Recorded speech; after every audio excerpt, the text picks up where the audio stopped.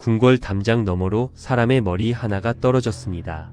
그것은 환관을 모조리 없애겠다고 선언했던 대장군 하진의 머리였습니다. 분노한 군대가 황궁으로 밀려들었고 낙양의 밤은 불길과 비명으로 뒤덮였습니다.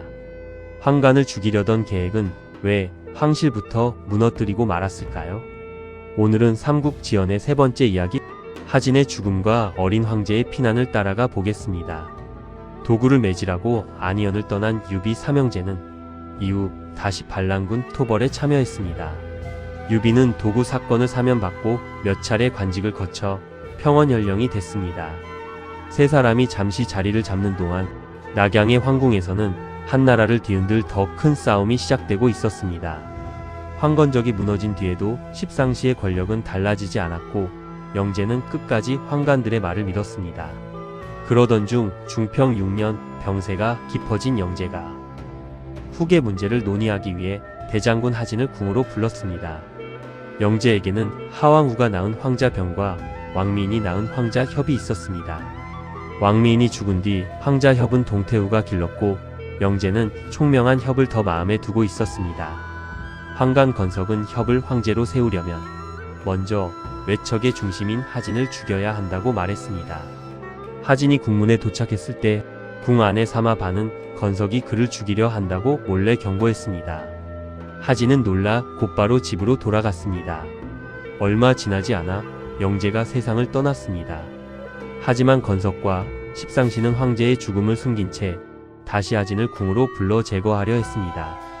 조조는 먼저 새 황제를 세워 조정을 안정시킨 뒤 황관을 처리해야 한다고 말했습니다.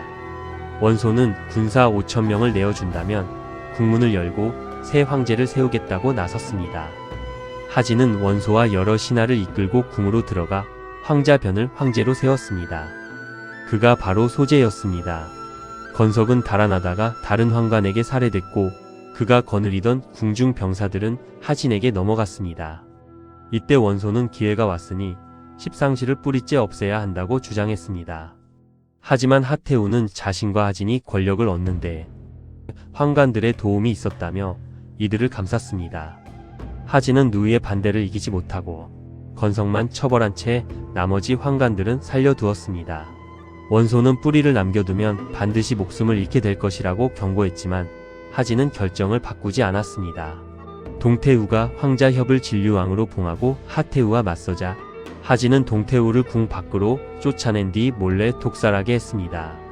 십상시는 하진의 가족들에게 금은 보화를 뿌려 다시 하태우의 보호를 얻었습니다. 원소는 이번에 놓치면 반드시 더 큰 화를 당할 것이라며 하진을 재촉했습니다. 하진은 황관들을 없애겠다고 하태우에게 말했지만 태우는 선대 황제의 신하들을 함부로 죽여서는 안 된다며 반대했습니다. 결단을 내리지 못하던 하진은 원소에게 다른 방법을 물었습니다. 원소는 각지의 군대를 낙양으로 불러들여 태우를 압박하자고 제안했습니다. 지방 군벌들이 수도를 에워싸면 태우도 황관 처형을 허락할 수밖에 없다는 계산이었습니다. 하진은 이 계책을 듣고 크게 기뻐했습니다. 하지만 주부 진림은 외부 군대를 수도로 부르는 것은 스스로 무기를 거꾸로 쥐고 칼자루를 남에게 넘겨주는 일이라고 막았습니다. 조조도 황관의 우두머리 몇 명만 잡으면 될 일을 크게 벌이면 계획이 새어나가 반드시 실패할 것이라고 경고했습니다. 하진은 두 사람의 말을 겁쟁이의 생각이라며 무시했습니다. 밀서를 받은 지방 장수들 가운데 서량의 군대를 거느린 동탁도 움직이기 시작했습니다. 동탁은 황관을 제거해 나라를 구하겠다는 명분을 내세우며 대군을 이끌고 낙양으로 향했습니다. 정태와 노식은 동탁을 수도로 들이면 반드시 큰 화가 생긴다고 막았지만 하진은 이번에도 듣지 않았습니다. 그가 불러들인 군대가 낙양에 가까워지자 십상시도 더는 기다리지 않았습니다. 장양과 당규는 자신들이 먼저 손을 쓰지 않으면 모두 죽게 될 것이라 판단했습니다.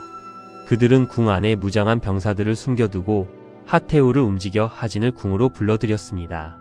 진림은 그 부름이 함정이라며 절대로 들어가서는 안 된다고 말했습니다. 원소도 이미 계획이 세어 나갔는데 어찌 혼자 궁으로 들어가느냐며 막았습니다. 조조는 먼저 십상시를 궁 밖으로 불러낸 뒤 들어가야 한다고 조언했습니다. 그러나 하진은 자신이 천하의 병권을 쥐고 있으니 환관들이 감히 어쩌지 못할 것이라 자신했습니다. 원소와 조조는 각각 정예병 500명을 거느리고 하진을 국문까지 호위했습니다. 하지만 국문을 지키던 환관은 태우가 부른 사람은 대장군 한 명뿐이라며 나머지 병사들을 막았습니다. 하진은 뒤를 돌아보지 않고 홀로 궁 안으로 들어갔습니다. 가덕전 앞에 도착하자 장양과 당규가 나타났습니다. 곧이어 사방의 문이 닫히고 숨어있던 병사들이 하진을 포위했습니다. 장양은 동태후를 내쫓고 독살한 일을 꾸짖으며 도살꾼 집안 출신인 하진이 환관들의 도움으로 권력을 얻고도 은혜를 저버렸다고 몰아붙였습니다. 하진은 뒤늦게 도망칠 길을 찾았지만 이미 모든 문이 닫힌 뒤였습니다. 숨어있던 병사들이 한꺼번에 달려들었고 하진은 궁궐 안에서 목숨을 잃었습니다. 국문 밖에서 기다리던 원소는 시간이 지나도 하진이 나오지 않자 안을 향해 대장군을 불렀습니다. 그때 궁궐 담장 너머로 하진의 머리가 떨어졌습니다. 환관들은 하진이 반역을 꾀해 처형됐다고 외쳤습니다. 분노한 원소는 환관을 모조리 죽이라고 명령했습니다. 원술의 군사들이 국문을 부수고 밀려들었고 하진의 부하들은 문 앞에 불을 질렀습니다. 궁궐 안에서는 환관인지 아닌지 가릴 겨를도 없는 학살이 시작됐습니다. 수염이 없다는 이유만으로 환관으로 오인받아 목숨을 잃은 사람도 있었습니다. 불길은 궁궐 지붕까지 치솟았고 비명과 군사들의 함성이 낙양을 뒤흔들었습니다. 궁이 무너지기 시작하자 장양과 당규는 하태우와 소재, 진류왕을 붙잡아 달아났습니다. 노식이 달려들어 하태우를 구해냈지만 어린 소재와 진류왕은 환관들에게 끌려 궁궐 뒤편을 빠져나갔습니다. 장양과 당규는 두 황자를 데리고 연기와 불길을 뚫으며 북망산으로 달아났습니다. 한밤중 추격대가 가까워지자 장양은 더는 도망칠 수 없다고 판단해 강물에 몸을 던졌습니다. 소재와 진류왕은 누가 자신들을 찾는지도 알 수 없어 강가의 풀숲에 몸을 숨겼습니다. 새벽이 가까워지자 이슬이 옷을 적셨고 두 사람은 굶주림과 두려움 속에서 서로를 끌어안고 울었습니다. 얼마 전까지 황궁 한가운데 있던 황제가 이제는 자신의 신분조차 밝히지 못한 채 풀숲에 숨어 있었습니다. 그때 진류왕이 먼저 정신을 차렸습니다. 이곳에 계속 있으면 위험하니 길을 찾아야 한다며 형을 일으켰습니다. 두 사람은 옷을 서로 묶어 가파른 강둑을 기어 올랐습니다. 하지만 사방은 가시덤불이었고 어둠 속에서는 길조차 보이지 않았습니다. 그 순간 수많은 반딧불이가 나타나 두 사람의 앞을 비추기 시작했습니다. 진류왕은 하늘이 자신들을 돕는 것이라며 그 빛을 따라 걸었습니다. 발이 부어 더는 움직일 수 없게 된 두 사람은 산기슭의 집더미 옆에 쓰러졌습니다. 근처에 살던 최희가 두 사람을 발견하자 진류왕은 곁에 있는 사람이 황제라고 밝혔습니다. 최희는 두 황자를 집 안으로 모셨고 당규를 죽인 뒤 황제를 찾던 민공과 신하들도 그곳에 도착했습니다. 소재와 진류왕은 다시 낙양으로 향했습니다. 그러나 황제의 행렬이 몇 리도 가지 못했을 때 먼 곳에서 깃발이 하늘을 덮고 거대한 흙먼지가 솟아올랐습니다. 하진의 부름을 받고 낙양으로 향하던 동탁의 군대였습니다. 동탁은 말을 탄 채 앞으로 나와 황제가 어디 있느냐고 거칠게 물었습니다. 소재는 두려움에 떨며 아무 말도 하지 못했습니다. 그러자 진류왕이 말을 몰아 앞으로 나왔습니다. 그는 먼저 동탁의 신분을 물은 뒤 황제를 보호하러 왔다면 어째서 황제 앞에서 말에서 내리지 않느냐고 꾸짖었습니다. 동탁은 놀라 급히 말에서 내려 길가에 엎드렸습니다.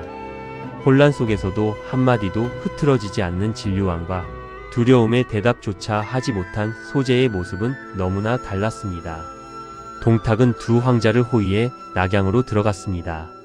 환관을 없애려던 하진의 계획은 환관보다 하진을 먼저 죽였습니다. 황궁은 불탔고 황제는 한밤중 풀숲에 몸을 숨겨야 했습니다. 그리고 한나라를 구하겠다며 낙양으로 들어온 동탁의 뒤에는 수많은 서량 군대가 따르고 있었습니다. 다음 시간에는 낙양의 군권을 손에 넣은 동탁이 황제를 끌어내리고 적토마 한필이 여포의 첫 배신을 불러오는 과정을 따라가 보겠습니다. 삼국지의 다음 이야기도 놓치지 않으려면 구독해두시고 함께 해주세요.